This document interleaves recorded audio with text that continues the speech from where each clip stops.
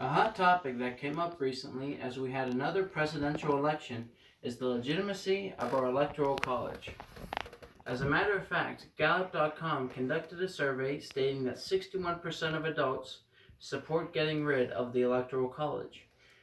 I disagree with this opinion as I believe the electoral college is still an important piece to our democracy.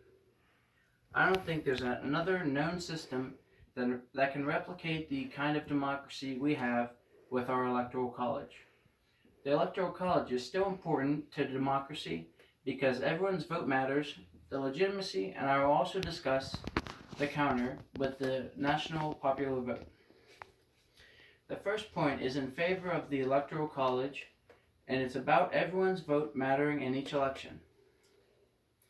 A Dennis Romboy article on Deseret News stated if voters in small states and supporters of the Constitution don't start to fight back to protect the Electoral College, the nation could face a situation where the only states that matter for presidential elections are California, New York, and Florida and Texas. This is a great threat to our democracy because everyone's voice has to be heard for it to work. No good democratic election would work from only 4 out of 50 states being focused on. Another big advantage is we avoid mob mentality. What I mean by this is that everyone is able to have their own opinion and isn't forced into what the mob decides. The mob can make up decent percentages and affect the elections in the future. It's essential to democracy that we don't just listen to one group, but that we listen to America as a whole.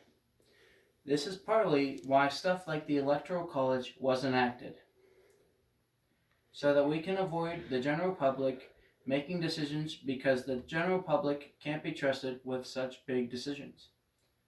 For example, far too many people voted Harambe or D's nuts in the election for 2016. Clearly the people cannot be trusted or solely relied on to elect the leader of the free world. The second big factor would be the legitimacy of the election. What I mean by this is that the election would be too complicated or wouldn't have as many qualified candidates. The election were not up to the Electoral College. It's not crazy to see many people running on single issues such as abortion, gun violence, or free healthcare. A lot of these people shouldn't be running the country, but they would still pull votes and might even steal an election. Going off of that, the other issue is deciding who wins in plurality or majority. Peter Wallison said in an article on realclearpolitics.com, stating, in the election of 1992, Bill Clinton received a majority of electoral votes and was duly elected president, despite the fact that he only received a plurality, 43% of the popular votes. A third-party candidate, Ross Perot, received almost 19%, and this is why it is clearly an issue, because we would have to determine who wins even if there is no majority winner. This plays off the many candidates because if they all don't split up and divide and become one different party, someone could potentially win with only 20% and still have the plurality.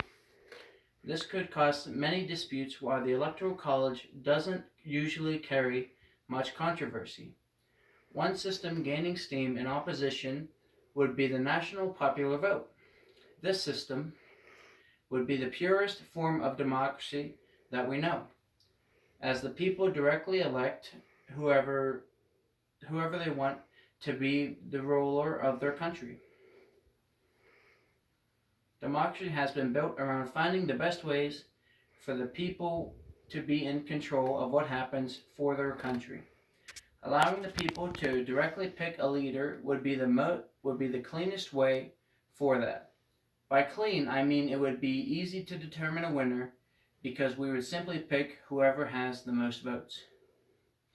Now that I have told you how the Electoral College is the best thing for our democracy, we should recap how it is. Every person's vote must matter in an election to avoid a small amount of states from running the country and avoid mob mentality. The elections must be legitimate while avoiding a multitude of candidates and a small plurality winning.